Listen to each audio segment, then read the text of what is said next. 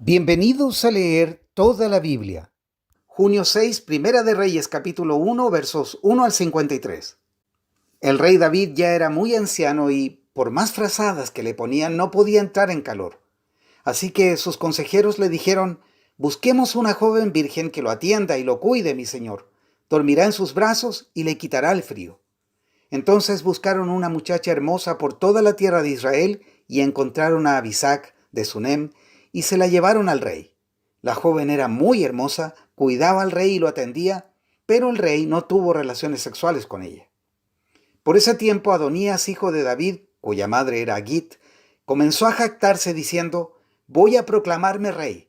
Así que consiguió carros de guerra con sus conductores y reclutó 50 hombres para que corrieran delante de él. Ahora bien, su padre, el rey David, jamás lo había disciplinado, ni siquiera le preguntaba: ¿por qué haces esto o aquello? Adonías había nacido después de Absalón y era muy apuesto. Adonías se apoyó en Joab, hijo de Sarvia, y en el sacerdote Abiatar, y ellos aceptaron ayudarlo a llegar a ser rey. Sin embargo, el sacerdote Sadoc y Benaía, hijo de Joiada, junto con el profeta Natán, Simei, rey y la guardia personal de David, se negaron a ayudar a Adonías. Adonías se dirigió a la peña de Zoelet, cerca del manantial de En-Rogel, y allí sacrificó ovejas, ganado y terneros engordados. Invitó a todos sus hermanos, los demás hijos del rey, y a todos los funcionarios reales de Judá, pero no invitó al profeta Natán, ni a Benaía, ni a la guardia personal del rey, ni a su hermano Salomón. Entonces Natán fue a ver a Betsabé, la madre de Salomón, y le preguntó: ¿no te has enterado de que el hijo de Agit, Adonías, se proclamó rey y nuestro señor David ni siquiera lo sabe? Si deseas salvar tu vida y la de tu hijo Salomón, sigue mi consejo. Ve ya mismo a ver al rey David y dile: mi señor el rey, ¿acaso no hiciste un juramento cuando me dijiste: definitivamente tu hijo Salomón será el próximo rey y se sentará en mi trono? Entonces, ¿por qué Adonías se ha proclamado rey? Y mientras tú estés hablando con el rey, yo llegaré y confirmaré todo lo que le has dicho.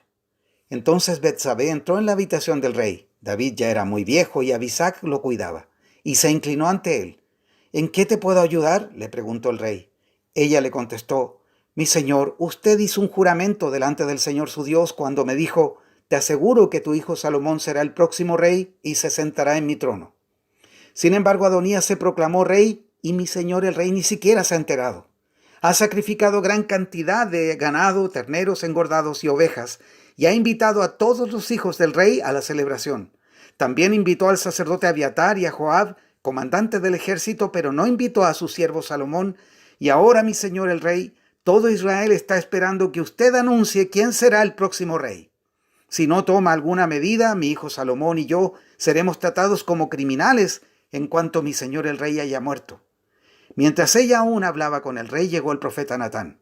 Los funcionarios del rey le informaron: el profeta Natán está aquí y quiere verlo.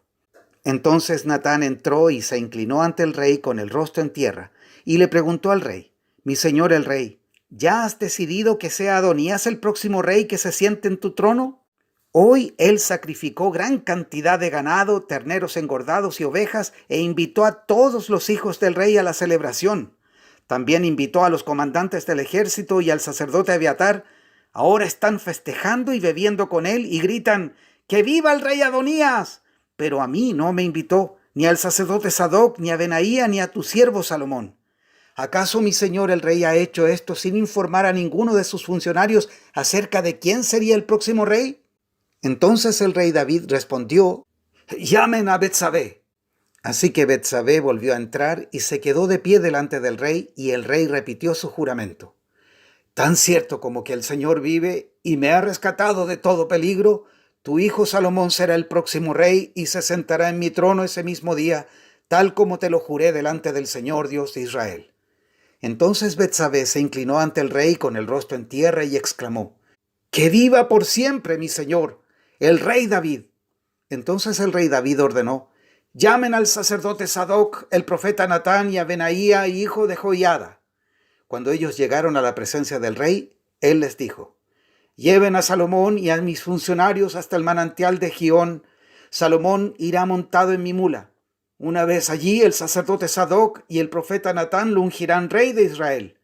hagan sonar el cuerno de carnero y griten: ¡Que viva el rey Salomón! Luego escóltenlo de regreso y él se sentará en mi trono. Él me sucederá en el trono porque yo lo he nombrado para que sea gobernante de Israel y de Judá. Amén, respondió Benaía, hijo de Joiada. Que el Señor, Dios de mi señor el rey, ordene que así sea. Que el Señor esté con Salomón, así como ha estado contigo, mi señor el rey, y que engrandezca el reino de Salomón aún más que el suyo. Entonces el sacerdote Sadoc y el profeta Natán, junto con Benaía, hijo de Joiada, y la guardia personal del rey, llevaron a Salomón hasta el manantial de Gihón, y Salomón iba montado en la mula que pertenecía al rey David. Allí el sacerdote Sadoc tomó de la carpa sagrada el frasco de aceite de oliva y ungió a Salomón con el aceite. Luego hicieron sonar el cuerno de carnero y toda la gente gritó: ¡Que viva el rey Salomón! Toda la multitud siguió a Salomón hasta Jerusalén, tocando flautas y gritando de alegría. La celebración estaba tan alegre y estruendosa que el sonido hacía temblar la tierra. Adonías y sus invitados escucharon la celebración y los gritos casi al terminar el banquete. Cuando Joab oyó el sonido del cuerno de carnero, preguntó: ¿Qué está pasando? ¿Por qué hay tanto alboroto en la ciudad? No había terminado de hablar cuando llegó Jonatán, hijo del sacerdote Abiatar. Entra, le dijo Adonías, porque eres un hombre bueno. Seguramente traes buenas noticias. Para nada, respondió Jonatán. Nuestro señor, el rey David, acaba de proclamar rey a Salomón. El rey lo envió al manantial de Gihón con el sacerdote Sadoc, el profeta Natán y Benaía, hijo de Joiada, e iban protegidos por la guardia personal del rey. Montaron a Salomón en la mula del rey y Sadoc y Natán lo ungieron rey en el manantial de Gihón. Acaban de regresar y toda la ciudad está celebrando y festejando. Por eso hay tanto ruido. Es más, ahora mismo Salomón está sentado en el trono real como rey y todos los funcionarios reales han ido a felicitar al rey David y a decirle que su Dios aumente la fama de Salomón aún más que la suya y que engrandezca el reinado de Salomón aún más que el suyo. Entonces el rey inclinó la cabeza en adoración mientras estaba en su cama y dijo: Alabado sea el Señor Dios de Israel, quien el día de hoy ha escogido a un sucesor que se siente en mi trono mientras yo aún vivo para presenciarlo. Entonces todos los invitados de Adonías, presos del pánico, saltaron de la mesa del banquete y se dispersaron velozmente. Adonías tuvo miedo de Salomón, por lo que corrió a la carpa sagrada y se agarró de los cuernos del altar. Pronto llegó a Salomón la noticia de que Adonías, por temor, se había agarrado de los cuernos del altar y rogaba: que el rey Salomón jure que hoy no me matará. Salomón respondió: si él demuestra ser leal, no se le tocará un pelo de la cabeza, pero si causa problemas, morirá. Entonces el rey Salomón mandó llamar a Adonías y lo bajaron del altar. Adonías llegó y se inclinó respetuosamente ante el rey Salomón, quien lo despidió diciéndole: vete a tu casa. Hechos capítulo 4, versos 1 al 37. Mientras Pedro y Juan le hablaban a la gente, se vieron enfrentados por los sacerdotes, el capitán de la guardia del templo y algunos de los saduceos.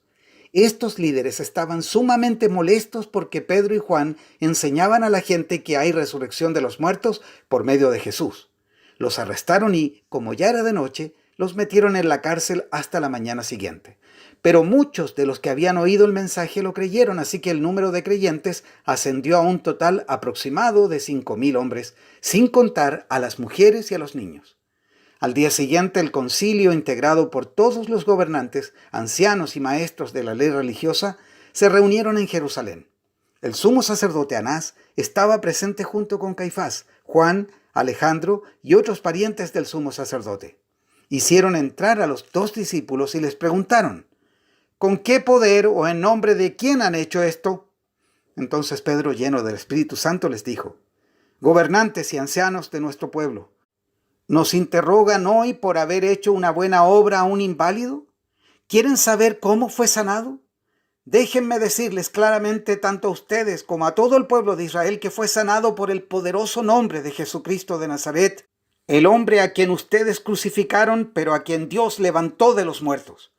Pues es Jesús a quien se refieren las Escrituras cuando dicen: la piedra que ustedes, los constructores, rechazaron ahora se ha convertido en la piedra principal. En ningún otro hay salvación. Dios no ha dado ningún otro nombre bajo el cielo mediante el cual podamos ser salvos. los miembros del concilio quedaron asombrados cuando vieron el valor de Pedro y de Juan, porque veían que eran hombres comunes sin ninguna preparación especial en las Escrituras. También los identificaron como hombres que habían estado con Jesús. Sin embargo, dado que podían ver allí de pie entre ellos al hombre que había sido sanado, no hubo nada que el concilio pudiera decir.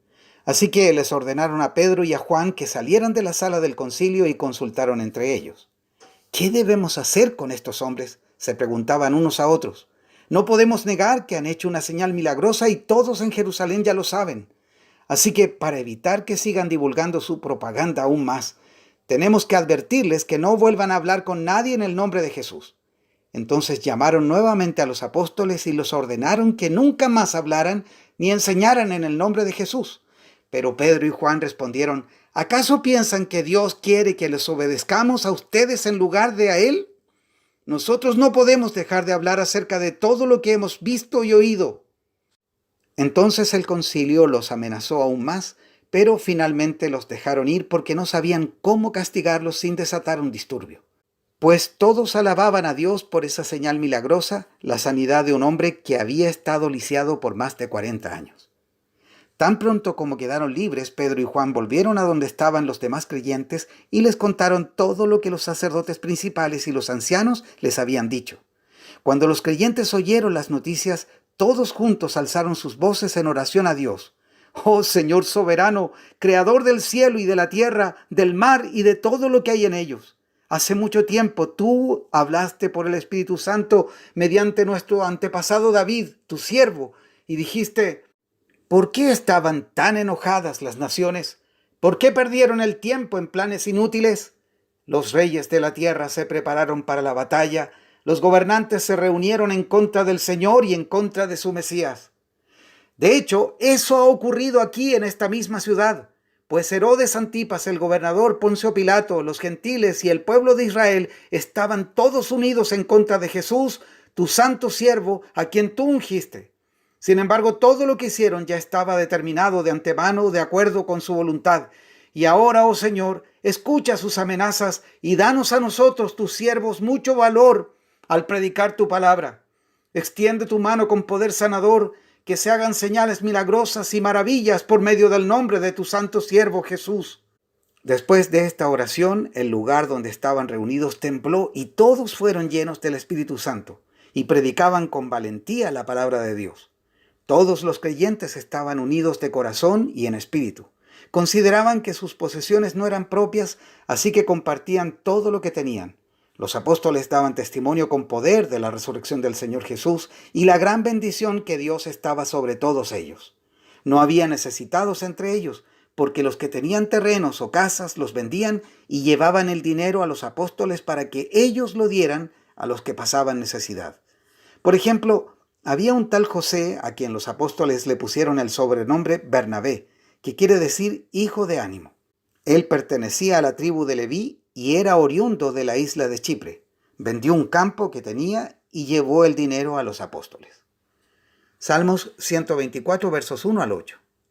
¿Qué habría ocurrido si el Señor no hubiera estado de nuestro lado? Que todo Israel repita: ¿qué habría ocurrido si el Señor no hubiera estado de nuestro lado cuando nos atacaron? Nos habrían tragado vivos en el ardor de su enojo. Las aguas nos habrían envuelto, un torrente nos habría inundado. Así es, las impetuosas aguas de su furia nos habrían ahogado hasta la vida misma. Alaben al Señor, quien no permitió que nos despedazaran con sus dientes. Escapamos como un pájaro de la trampa del cazador. La trampa se rompió y somos libres. Nuestra ayuda viene del Señor, quien hizo el cielo y la tierra. Proverbios 16, verso 24. Las palabras amables son como la miel, dulces al alma y saludables para el cuerpo. Hasta aquí la lectura de hoy.